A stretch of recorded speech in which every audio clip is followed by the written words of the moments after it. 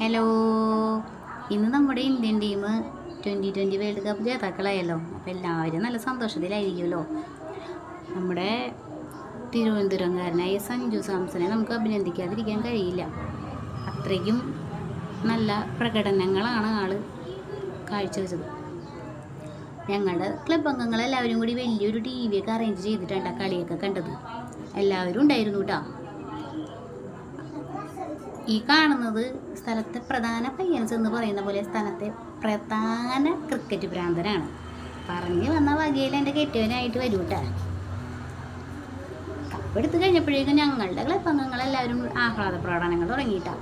പടക്കവും കമ്പിത്തിരിയും അങ്ങനെ എല്ലാം ഉണ്ടായിരുന്നു.